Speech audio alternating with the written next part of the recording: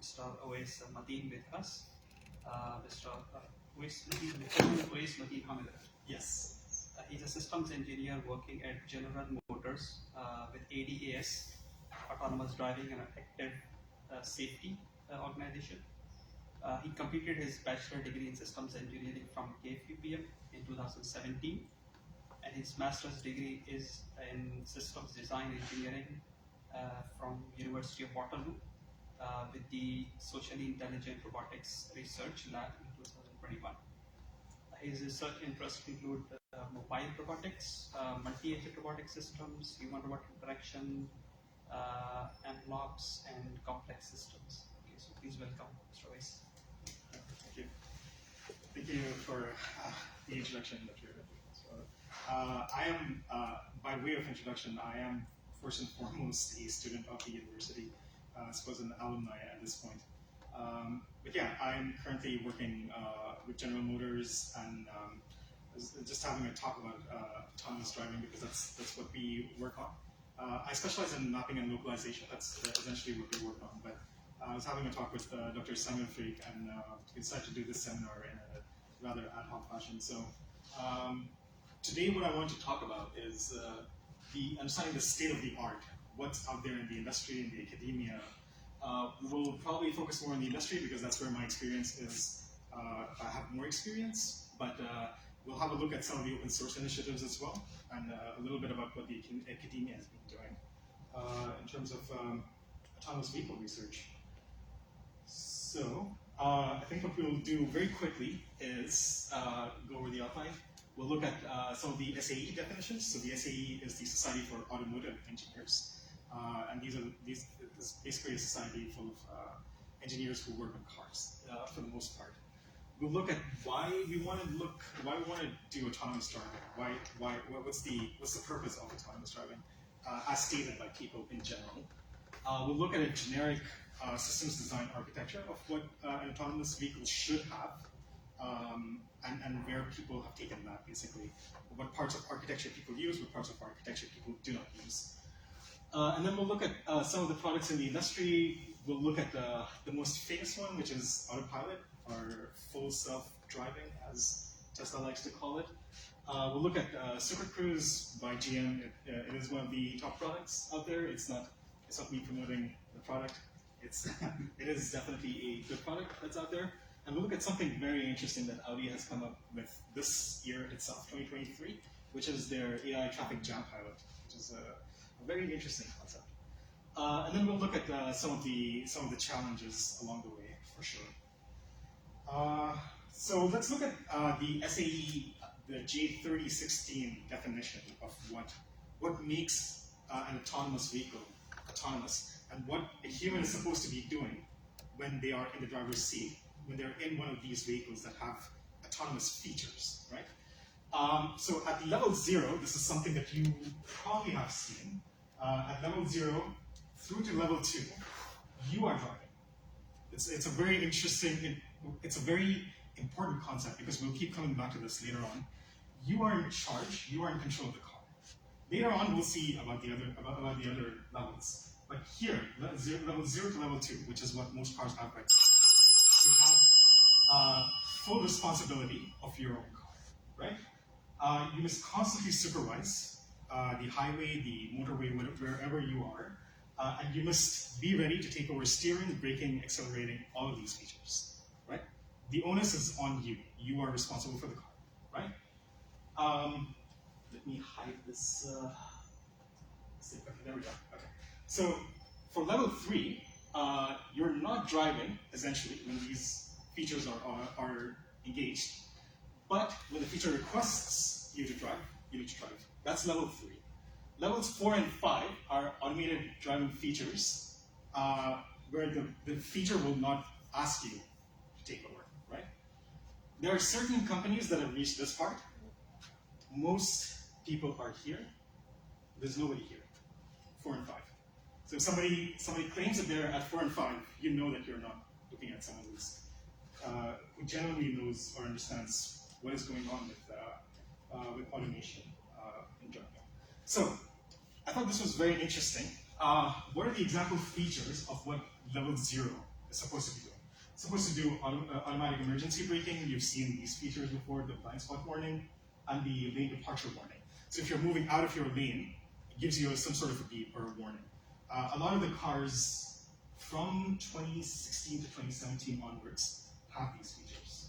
That's where a lot of the cars are right now. And a lot of people can do it very well. Now, level 1 is either lane centering or adaptive cruise control. Now, adaptive cruise control is a little easier. So basically what you do is you set a speed, let's say you're at 60, right? Or 70, let's say 70 kilometers an hour. The car will maintain that speed until somebody comes in front of you. And then up until a certain threshold, it will stay behind that car until, let's say, it encounters a traffic jam. And then, when you reduce your speed to, let's say, 50 or so, it'll ask you to take over, right? A lot of the level 0, 1, and 2 are mostly for like driving at higher speed. So when we say higher speed, it's usually over 60, right? So there's this part, level 0. Level 1 is either adaptive cruise control or lane centering. Lane centering is a more difficult problem. And I've experienced this firsthand because I've driven cars. So for General Motors, we have the Cadillac series from 2018 onwards that purports to have like different levels of autonomy, 0 onwards. Lane centering is a very difficult problem. You either, let me use this thing for this thing. Okay, so you have a lane, right? And then let's say you have 2 lanes in this road, and here's your car, right? Now, a lot of the earlier algorithms, what they did was they tried to follow the left line, for example, or they tried to follow the right line, one or the other, right? But then, what's the behavior of the car when you approach one of these lanes? Is that what's the behavior of the car when you approach the car is an overcorrection. So you start seesawing, basically. Does that make sense?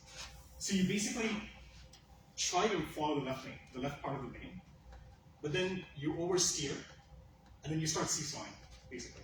And then when the seesawing becomes a little too violent, it just asks you to take over, right? Because then it starts moving out of balance. It'll go here, then it might go here, and so forth, right? So lane centering has been a problem that people have been working on for a while. And it's only in cars that have experienced beyond 2021 where lane centering the problem has a proper solution, a comfortable solution where humans are comfortable with a car centering itself. So the idea is to center the car along the lane, but then you have these oscillations that happen, right? So that's at level 1. If somebody's offering lane centering, that's the idea of lane centering. So this is basically a phased approach. You're trying to first implement driver. So these are called driver support or driver assist systems. That's what these are called. And these are we understand them pretty well, right? These are a little more difficult. These two. So here it's either lane centering or adaptive cruise control. Here it's lane centering and adaptive cruise control. So now at level 2, you have to offer both these features. Now, cruise control is something that we've been hearing for a long time, 2012, 2013. Cars as early as 2013 might have these features, right? Until 2021, they didn't have a very proper solution to, which we now do, right? So, where are we going next? We're obviously going to the next levels, right? But it's not a linear approach, because there are certain cars or certain companies that purport or they claim to have level 3 and basically operating within a certain geolocation. So let's say Cruise and Waymo cannot operate robo-taxis outside San Francisco, outside of a certain area outside the airport, basically. So they've got a certain small part of San Francisco where they can operate. If you move out of that, you can't operate that car, basically, right? So that's geofencing. Now, Cruise and Waymo provide these services. Almost all the other companies, from Hyundai to General Motors to Kia, all of them, Audi, Mercedes, all of them offer these as of now, as of the 2023 models, basically. There are very few companies that offer a traffic jam chauffeur. We will look at this later on, but Audi has come up with a solution for this year, in 2023.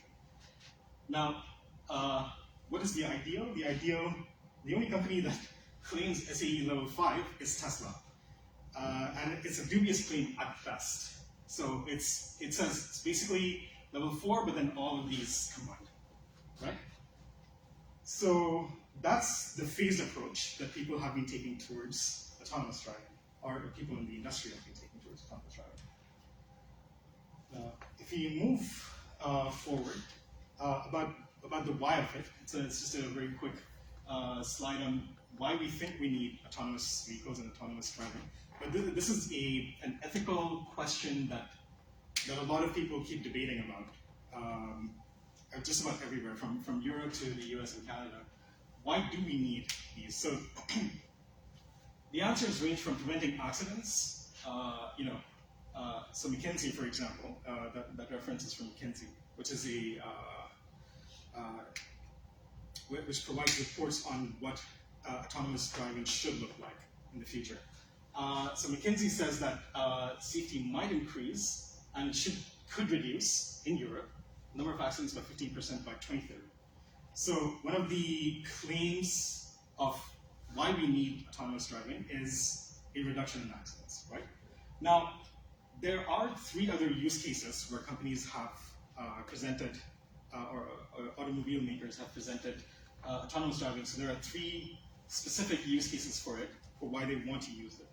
There's personal use. So this is a feature that a lot of people would want to buy because over long commutes it frees up time, for example, and allows you to focus your attention on other things, right? So that's one of the, I don't know, I'm pretty sure all of you saw that really interesting video about how here somebody had a Tesla in the Middle East and they were eating kapsa while driving the Tesla. That was an interesting video. I should have put it up over here. Anyways, things like that, basically, right? So there's that personal use, and then the other applications would be robotaxis. So decreasing the cost per mile for a user who wants to move from a part of the city to another. And this is so personal use and robotaxis are. That's where most of your development is going. Now there are autonomous trucks, so this is about logistics, moving stuff around and removing the constraints that come with drivers. For drivers, and this is a very cold way of talking about drivers, but drivers need, they are humans, they need quite a bit of rest, and they need, they can get distracted, right? Although there are systems that cover that now. But that's not a problem that autonomous trucks face, right? So these are the 3 areas of focus in the commercial industry where we're looking at autonomous vehicles and autonomous trucks. Now, I'll very quickly go over a generic systems architecture, what's needed for an autonomous vehicle. You have the sensory module, so it starts with perception. You have all of these different types of sensors. You have time-of-flight sensors like LiDAR and radar. And then you have a camera for object detection, so computer vision essentially, and you have GPS. The other 2 are not in very wide use, but ultrasonic sensors, for example, can be used for other applications like valet parking and so forth, like parking by itself. So the focus is on these 4: LiDAR, radar, camera, and GPS, basically. You fuse that data. You have data fusion modules, and then you do your decision planning. So now you have. So these are ideal systems that every autonomous vehicle should have if you want them to operate safely. But they don't necessarily have to have them. All of these things, right? So trajectory and planning modules should have an understanding of what's around you. So you have your own ego, which is the car, and you have an understanding of what's around you, which is the world map, right? In general. So let's say I'm in a car, and over the next 4 kilometers, there are these exits. There are events like stop signs, traffic lights, and so forth. So all of this is built into memory, which means that you can plan for it. So that's the planning part, right? The decision-making part comes from your local map. So a local map can be constructed through these sensory modules. And so when you have a local understanding, so let's say I'm here. and there's a car in front of me, and then there's a car here, which means that I cannot overtake from the left, for example, right? So you have a local understanding of the scene around you, which is built through your sensory modules, and you have a global understanding, a world map, which tells you in 4 kilometers, there's an exit that you want to take, right? So that goes into your decision and planning, and that takes you towards your control modules. In cars, control modules are usually what's called ECUs. It's a very important term. It's called electronic control units, right? And these basically give control signals. This is our control part now. These give control signals to your chassis, which has an accelerator pedal. You don't necessarily have to have a pedal, but you have a pedal, right? That's what you know from a car. Or you have a brake pedal, so increasing speed, decreasing speed, gears, we don't particularly need to understand that, and then steering, obviously, right? So these are all the control inputs that go from here, from your control modules, onto your chassis, which then locomotes you, which moves you around, right? So that's a general systems architecture. Now, for instance, we'll have a look at this. A lot of companies don't particularly like spending a lot of money into their sensory module. So what would they do? What would Tesla do, for example? Tesla removed LiDAR and radar, for example. And they went all in on camera, right? They went all in on computer vision. We'll have a look at that. Other companies are a little bit more prudent. They said, well, we need a LiDAR and we need a radar. These are time-of-flight sensors where basically you emit a certain radiation of some sort. For radar, it's radio waves. For LiDAR, it's light waves. And then you get a response, and that gives you an understanding of, a 3-dimensional understanding of what's around you, basically, right? So Tesla decided to remove the LiDAR and radar components, which makes their cars cheaper, which makes their autonomous vehicle product cheaper. They also decided to create a world map from all the Tesla cars only. So basically, putting together the different maps that their own cars create in any given environment. So if a car has not been to a certain environment, it doesn't know where it is, basically, right? At that point, all it does is it takes camera input, it detects objects, it estimates the distance, and it maneuvers around that way. Now, is that safe or not? We'll have a look. Okay, so we just went over most of this. Now, this is a very good example. So Volvo and Uber, for example. So this is actually coming from a National Transport Safety Board report. Let's see. Yeah, here. So this is from an Uber NTSB report, which so they got this information from Uber in 2018 and 2019 because there was a car crash that killed someone. So we now know that these are the systems that they have. So what Uber did when they started experimenting with autonomous vehicles was they bought a chassis from Volvo. So this is a Volvo XC90 2017 car, and then they mounted LiDAR units for a 360-degree understanding of the environment. Then they have forward-facing cameras. I don't understand. Well, anyways. So they have forward-facing camera arrays. So they don't have just one; they have a lot of. They have an array of cameras to determine who's braking, like what vehicles are braking in front of you, crossing pedestrians, traffic lights, and signage, and all that stuff, right? So it's a computer vision object detection problem at that point, a segmentation problem. And then you have 360-degree radar coverage as well, which means that if you're getting dangerously close to something, you will get radar returns that will tell you that you're too close to something, right? And then you have GPS input over here, and then you have side and rear cameras that work with those front cameras to determine whether there are objects around, right? So this is, I took this from a crash report, but this is in general what the perception module looks like and how it gives you inputs for decision making when you're driving a car around, right? So this is just more details about there's more details about how much coverage you have with all of these sensors. At the end of the day, the ideal scenario is that you have 360 coverage, which means that you know at all points what's going on around you, right? So that's the point of trying to look at all these sensors. So for instance, you have ultrasonic sensors over here. You have more ultrasonic sensors here. There's a field of view camera, so it's a wide angle camera. You have rear facing cameras. You have LiDAR over here, and then you have and so these like sensor coverage is not just about like a 360 coverage. It's also about how much distance you can cover. So there are different sensor systems that will detect only, let's say, within 5 meters, right? But what if you want to look beyond that? What if you want to look at, let's say, 20 meters, right? So you have different sensors with different ranges as well. And these are limitations of the instruments that we use, right? Right. So I did want to go over a little bit about how, in an ideal world, all of these would be connected. All these cars would be connected together. So you have these concepts in vehicular networks, or VANETs as they're called. So you have vehicle-to-vehicle communication, which is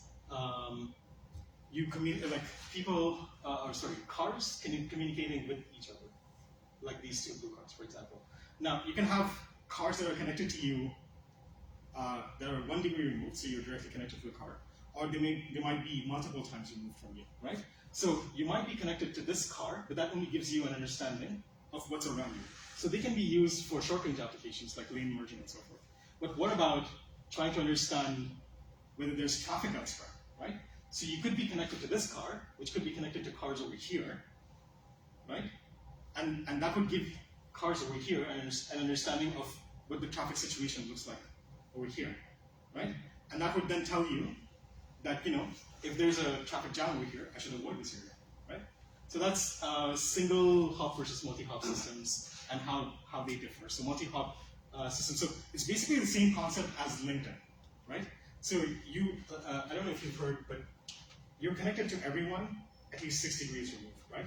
So you're connected to someone who's connected to someone, and then at least if you go 6 degrees removed, you're connected to everyone, basically, right? So that's the concept of single hop versus multi-hop. If you're connected to a lot of different cars, it gives you a better understanding of what's around you, and then you're basically in your area, right?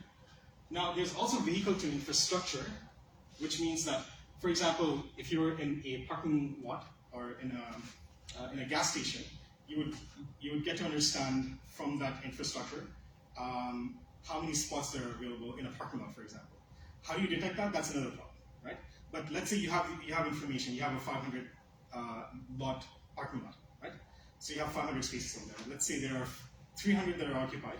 It's so the sparse road to it's called road to vehicle communication, I think. So that's going to tell you how many parking spaces there are available and where they are available. The ubiquitous is a little bit bigger. It's road infrastructure that's connecting you to other road infrastructures. So that's the concept of vehicle to infrastructure. So vehicles connecting with let's say a pole that's present that has information that the car might need. And the other concept would be vehicle to vehicle connections. So in terms of interconnectivity, this is something else. So for robotaxis, for example, for Waymo and Cruise, this is something that can be a lot of help. So you have a lot of taxis, and let's say you're in a big environment, right? Let's say this is San Francisco. You have a lot of roads everywhere, and you have a passenger that requests, let's call him P, a passenger that requests a ride, right? You might have a car here that's free, and you might have a car here that's free, right? So how do you know what's closer to your passenger? If these two are connected and they can calculate the distance to their passengers, they can to the passenger that's requesting the ride. That's how they can know that calling this taxi is more optimal than calling this taxi all the way from here, right? So these are some concepts that are in SAE level 4, for example, monitoring connectivity. But other than robotaxis, I haven't seen too many other applications of interconnectivity so far. Okay, so what's the status of autonomous vehicles in the industry? So you have a lot of different products that you've heard of. You have the Autopilot with their full self-driving, and then you have Ultra Cruise, you have Cruise, you have Waymo, you have Mercedes-Benz, you have a lot of different types of products. So we'll have a quick look at what their architecture looks like. Now, Autopilot, like I said, Tesla's Autopilot, tested the limits of computer vision. So they've got, so these are supposed to be fields of view. It's a little blurred over here in less definition, but these are all the different fields of view. You can see how, actually I think I can do this right here. You can see how these are smaller fields of view, right? Some of these cameras over here are smaller fields of view. Some of these are more medium distance, right? And some of these are supposed to be long distance fields of view. Right? So that's not what I have to do. But you have different fields of view from these FOV cameras that they're called, and they have different types of resolution. So we'll look at how these how they train all of their networks for all of this stuff.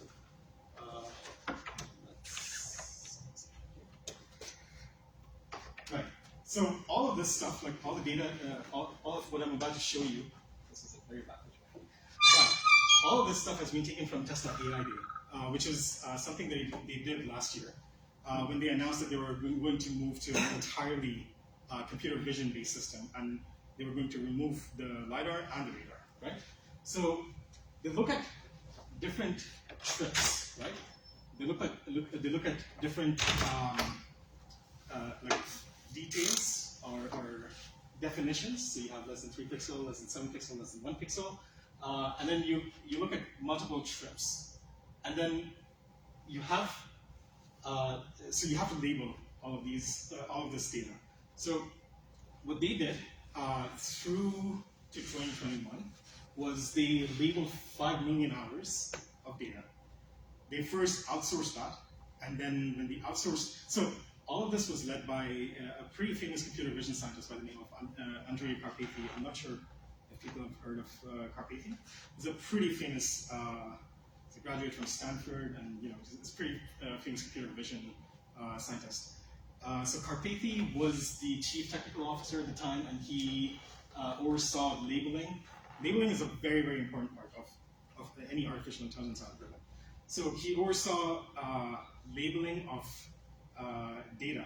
Something very interesting that I read was that they first outsourced this to Nairobi, Kenya, and when the labeled data that they were getting was not good enough, they bought it in-house.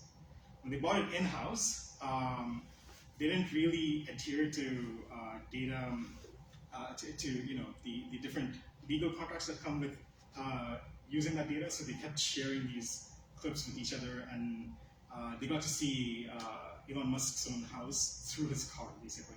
So that's it's just something very interesting that I read about while they were labeling all this data. They obviously should not be doing all this stuff, right? But they were doing it. So they had access to all the data from your cars, from the cars of people that bought Tesla up until 2021 or so. And that includes you driving to your home, stuff that's happening around your car, stuff that's happening inside your car, so on and so forth. They label that data, and then they train their models on it. This is also something very interesting, was them showing how they detect people, detect other cars, detect objects in general, and then plan for it. It's a very interesting talk. It's completely available on YouTube if you want to have a look at it. You just have to search for this Tesla AI Day 2022. It's a very, very interesting talk that had Elon Musk and Karpathy and a bunch of other top scientists at Tesla. So they have like a bunch of cameras, and they fuse the data. They have a 3-dimensional vector space that they determine. This is them mapping.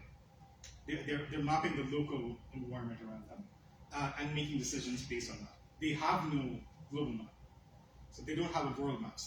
So the advantage with a global map, or you know, it's not an advantage, as we will see soon, but the thing with global mapping is that it fences you into locations, right?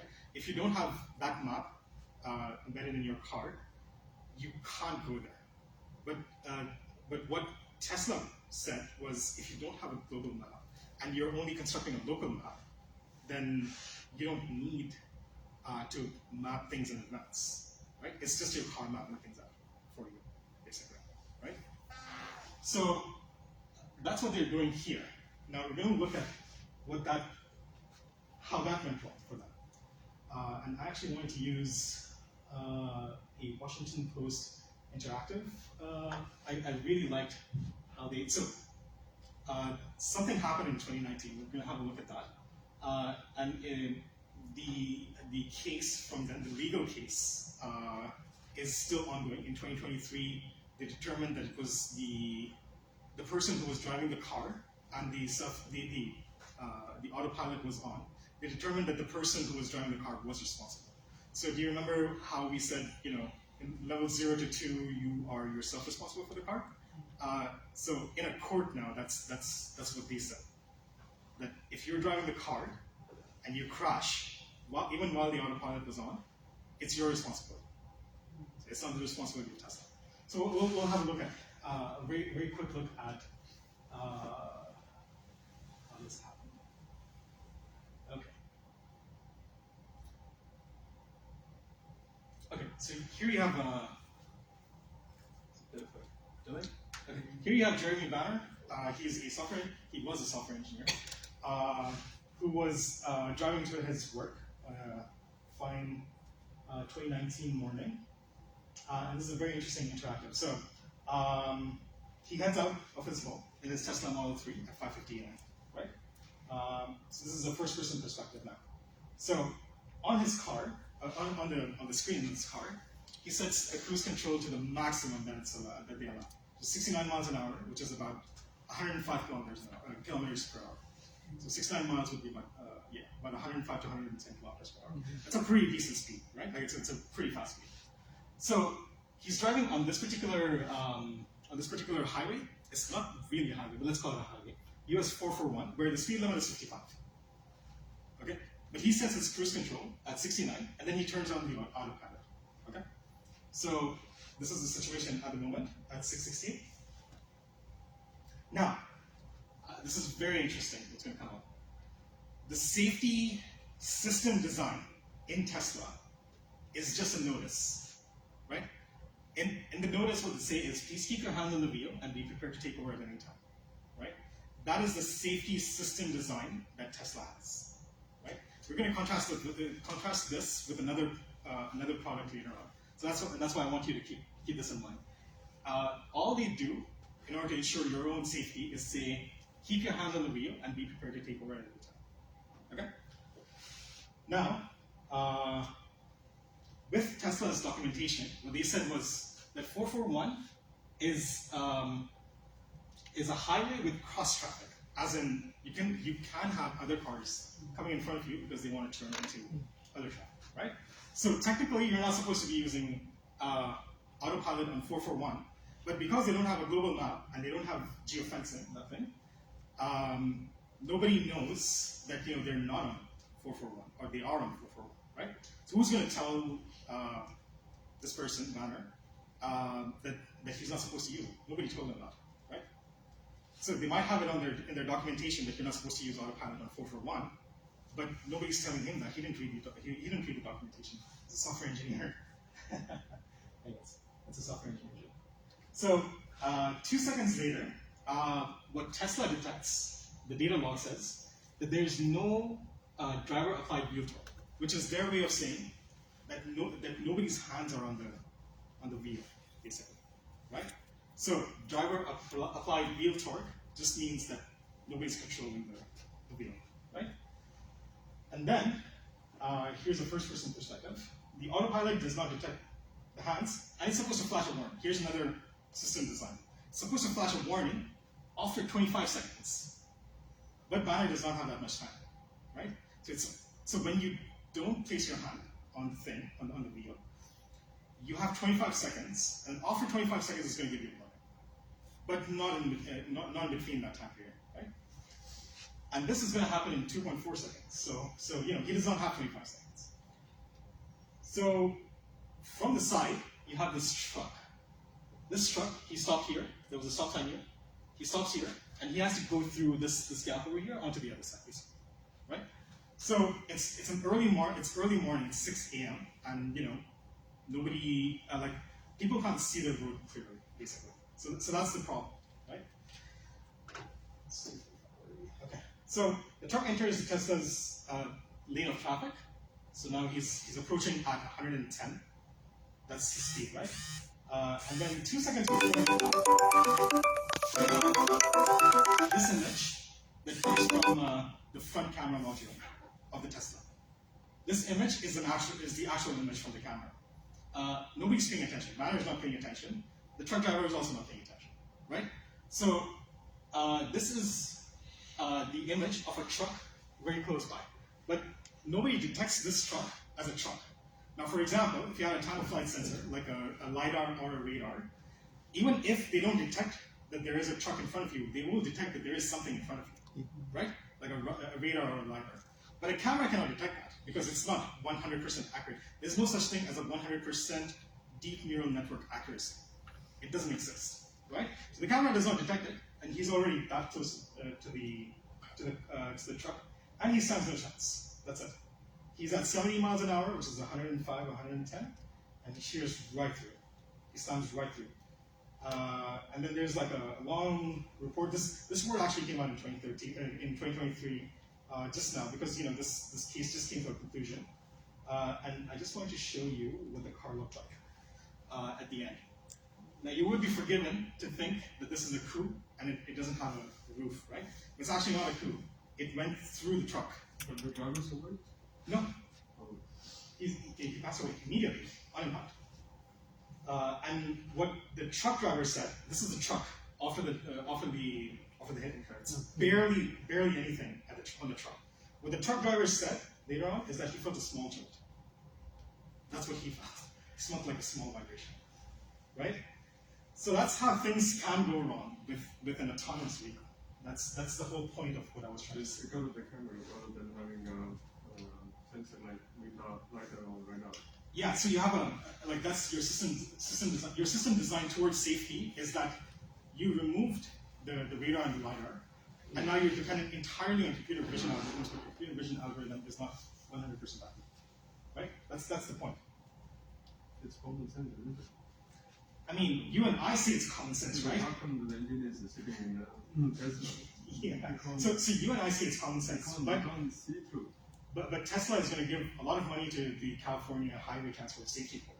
And it's going to say, it's just as far as we're just as good if you don't have a LiDAR or radar. That's like a cost-cutting measure for Tesla, right? You don't have to put in a LiDAR or a radar. And so their philosophy is that if you don't put in a radar or LiDAR, we save money. And everything's like our computer vision algorithm, we're going to train it as close as possible to 100%, and that we think is good enough. That's what Tesla's philosophy is, right? Now, let's contrast that to Super Cruise. Super Cruise is General Motors' solution for autonomous driving, and it has this nifty little green signal over here. So first, it turns blue when you are in a super cruisable zone. So when you're in one of those geo-fenced locations, if you're on a highway that is mapped out already, it turns blue, and then when you engage it, you get this icon over here, and this thing turns green. Now,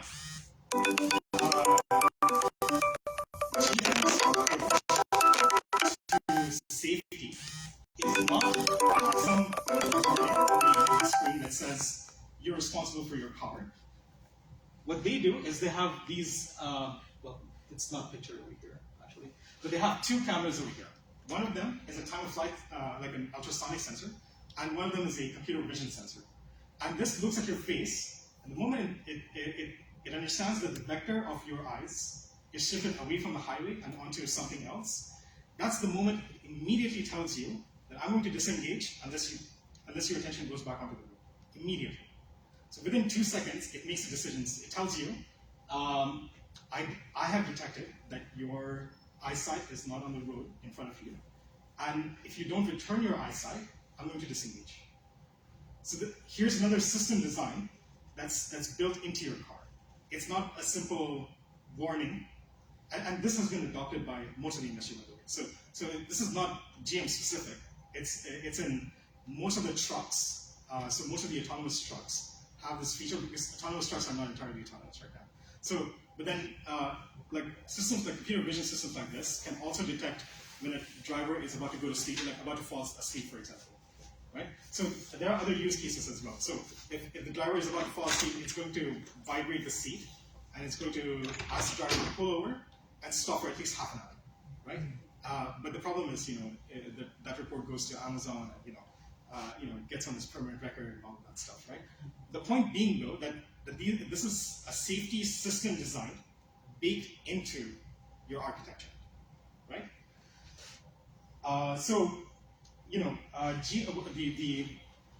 The approach that GM has towards autonomous vehicles is that it has mapped out this entire area. So this, for example, shows the Bolt electric utility vehicle, and it has mapped out almost the entirety of North America. Except Mexico, obviously, because you don't consider Mexico North America. Anyways, there's over 200,000 miles of roads being mapped out. These are highways, by the way. Now, there's another product called Ultra Cruise, which is supposed to bridge the gap between driving on a highway and driving on in a more cluttered environment, which is basically inside a city with pedestrians and other cars, traffic jams, and so on and so forth. So that's where GM's at, basically. Now, I did say I would go over very quickly over Audi.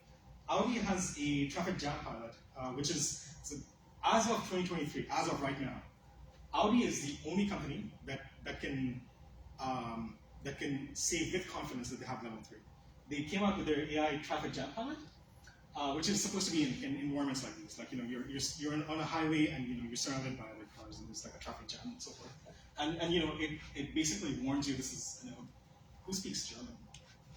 Nobody. Nobody. Well, so this is basically them saying, well, we've detected a traffic jam. We're gonna shift to the traffic jam pilot, and then when it disengages, it disengages. So that's Audi's autonomous vehicle system. I didn't get too much time to take a look at university-led initiatives. I was only able to look at Waterloo's because that's the one that I'm most aware of. But looking at university-led initiatives is very interesting and very important because, from the perspective of an academic, you get all of these different intellectual properties that are open source. So you can use them. You can use them in a specific scenario, right? Like as long as your research is not directly commercial, the license is pretty permissive, right? So you can look at research papers, you can look at patents, you can look at code, and you can look at the systems design and their architecture. So this is a picture that I took actually, myself, while something called the Autonomous was running around the University of Waterloo. So the University of Waterloo, from 2013 to 2017 or 2018 roughly, had a specific lab at the mechanical engineering department where they came up with a completely autonomous SAE level 4 bus that would transport students around the campus. So let me actually see if I can quickly. I know I don't have way too much time. Maybe it might be worth looking at this.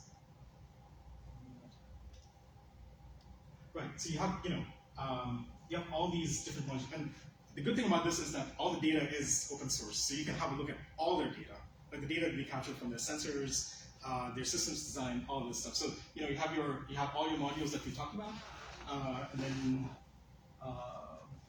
let's see. Yeah, essentially you have access to all the data, and the challenges. So for example, this is the university, this is the ring road. And the dots tell you where the bus stops. And the challenges that they face over there are blizzard-like weather, in snowy roads or icy roads, and in the dark, of course, you have all these blinding lights and so on and so forth. So yeah, it's just a university initiative to have a look at. There are a lot of other initiatives, as a matter of fact. It's just that I didn't get the time to accumulate a lot more, and I'm also running out of time right now. So there's one other thing though that I will go over before we finish, which is an open source initiative, my favorite open source initiative, which is Autoware. Autoware is started as a collaboration between universities, and it's basically an end-to-end open source repository that you can find on GitHub with their entire architecture and all their code. Right? So this architecture now runs, the latest version of Autoware now runs on ROS 2, which is the robotic operating system, ROS, and it's got very interesting, very rich documentation. I really enjoyed reading through the things. So for example, I was looking at mapping and localization. So mapping is map creation and creating different types of maps. So point cloud or vector maps and so on. And then I was looking at their documentation for localization, for example. Very, very interesting set of solutions for localization. So for example, they look at 3D LiDAR and point cloud map, and that's one way to localize. Now they have a very interesting way of looking at the limitations. So for example, what makes the system unstable? If it's in a structureless environment, so you don't have too many structures around you, you can't get a proper point cloud map, for example, right? Or the surrounding objects are occluded from you for whatever reason, right? There's GNSS. This is something that I deal with on a day-to-day basis. The expected situation is that the vehicle is in an open environment and it has GPS signals that it can receive, right? That's our assumption. But something that makes the system unstable all the time is if the GNSS signals are blocked. So for example, if you're in a town, or in you're underneath buildings in a downtown area, for example, which has tall buildings, or for example, you're on a freeway that has multiple levels, for instance, right? So it's a very, very interesting open source initiative. It's one of my favorite projects. I've tried to contribute to it as much as possible. Yeah, it is an open source initiative, so you can also contribute to their code. Some of the technical limitations, if you remember, we were talking about network vehicles, right? And we were talking about Cruise and how they have like robotaxis. So for instance, what happened in San Francisco was there was a concert, and after the concert ended, even though they have a 5G network in San Francisco, so basically, let's say there is a concert. What Cruise does is it determines these many taxis are going to be needed over there, and they send like a fleet of taxis that are distributed around that area. Now, what happened was because there were so many people using the cell network, the requests that came from passengers did not get through to the cars because they overloaded the local network. That's not a problem for the local network. The local network will just cut your request off, right? But that is a problem for cars because now cars are waiting everywhere. So that led to an entire traffic jam in San Francisco. So there's a problem with network connectivity and overloading the system, right?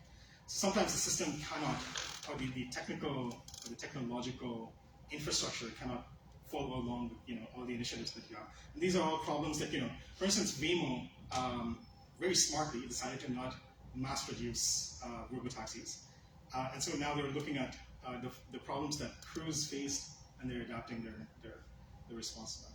So there are a lot of technical limitations that you can run into with autonomous driving, autonomous vehicles that sometimes are not in your control either. So I think that's pretty much the end of my presentation. I know there isn't too much time, but I'm happy to take any questions or comments if you have any. Yeah, that's about it. So it's like if somebody orders a Waymo in San Francisco, I'm not expecting you to be able to answer this, but it's Sure. out of curiosity. How do they protect their own taxi? Like, for example, if they're Yes. let's say they're spilling ice cream on the scene. Yes, yeah, that's an excellent question. So Cruise, for example, so the societal problem that Cruise faced was that the drivers were angry. So they have like a taxi association of some sort, and the drivers that run that association are very angry because their jobs are going away. So they started trying to occlude Cruise's sensors, and that led to crashes. Yeah. So but then the problem with that is you have so many cameras, something's going to catch your face. When something catches your face, they can come after you. So that's the law and order side of things. Oh, if they are tampering with the sensors, that they have to be outside the car. No, they can't get inside the car. Oh, they're tampering from inside the car. No, they're tampering from outside the car. They can't get inside the car unless they order a taxi. Yes. What if they order a taxi, they get in the car, and maybe it's locked out, the controls of the car are locked out completely from the passenger cabinet or something, maybe like this. No, from inside all they can do is like rip apart the seats and all that stuff. Yeah. But then there's a camera inside too. Okay, so there's a camera inside. So they can identify the national ID of the passenger. Yeah, they can identify the person. Also, we ordered by phone, so phones are connected with their IDs. Yeah, there's a lot of ways to identify a person. Okay. They did do it, and they faced the consequences for it, I suppose. Because GM's not gonna, Cruise is not gonna let them get away with it. Okay. Yeah.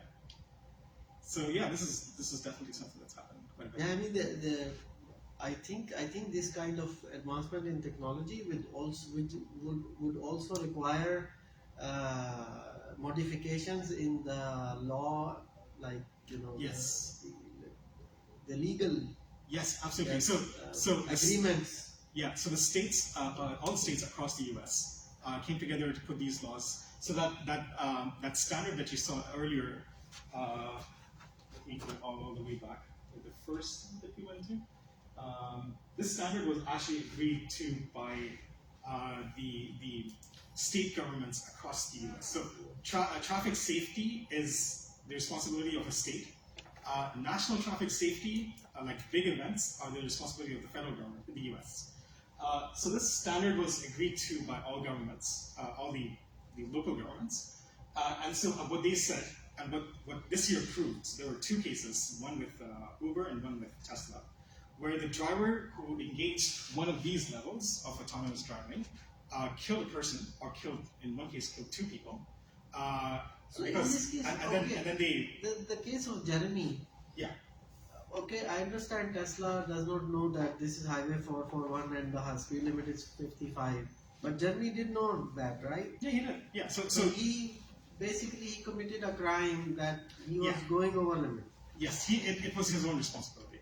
That's what the court determined this year. So his family sued Tesla, and but he was clearly committing a crime. Yeah, it's in the case of a loss of life, you can't be that direct. You can't say he was violating the law, so he deserves to die. That's not something you can say, right? So you have to go through the legal procedure, and then at the end, though, the court determined that Tesla did not have the responsibility for his actions because it came under one of these levels. Now, if Tesla says this was level 4, and that accident happened, then in this case, Tesla's responsible, not the driver. Right? Okay. Yeah. So that's how this thing. So these regulations were there before the accident. Yes. Yeah. So these regulations have been around for a while. Yeah, I'm trying to think about possible reasons. Like I'm also thinking about. So for example, when I am design engineer, what I'm doing is that I know that for all the highways which are 70 speed limits, there's not going to be any crossing. Only crossing is possible on the highways which are 55 speed limit. Yes. So I will design the system in such a way that if car is going above, let's say 60, 65, I know that this is a highway, this is another highway. Yeah. So I will not update my images like this. But I can also imagine, because the truck was so big, its tanker took out the whole field of view. Yeah, it did. So there was no tire as per se within the field of view. And there was a lot of blank space underneath that, so that would probably it's like a flying container in front of a car. But again, we talked about this. So if you had a point like a time of flight sensor, which you know, like a radar, gives you a radio emission, gives you like a response to that. Yeah, and You that would have is- known. Yeah, it would have known. You Yes. would have known, right? And this also gives us like if there is a like unexpected bird or a drone or a UAV, like a small quadrotor on the road flying very low, Yeah. and you have a truck which is very high, so you can also like so. For example, undetected tunnel with low roof, Yeah. sort of, or maybe signboard which is very low on the, and trucks are not supposed to go there. Yeah. So Yeah, these are all you know scenarios in which you know time of flight sensors yeah, are necessary. Yeah, absolutely. So this is you know like from the perspective of a systems design engineer who's designing a system. These are all interesting perspectives, right? Like how do you design safety? How important is safety to you? How do you design safety into your system, right? You can either just you know leave it at giving a warning, or you can bake it into the system, right? Yeah. You can take active measures for it. Yeah, I mean you can like pull over if the if the driver is, absolutely. and call 911. Call 911 that my driver is not responding to anything. Maybe he needs medical attention. Yeah, well, there's another application for that. Yeah. So, So I mean, if car detects, like for example, God forbid, somebody is going in this automatic vehicle, they had a heart attack. yeah, they have a So seizure car or something. can save a life. Yeah, absolutely, 100%. There's a lot of like considerations when you're designing a system as complex as this one, right? Yeah.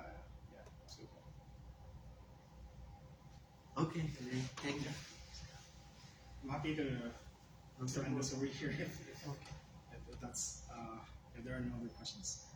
You can always like stick around. You know, I did not want to go well over the time limit. I know it's 3 or 5 already, so yeah. Okay, thank you very much, Mr. Owais. Yeah, thank you for attending. I really appreciate it.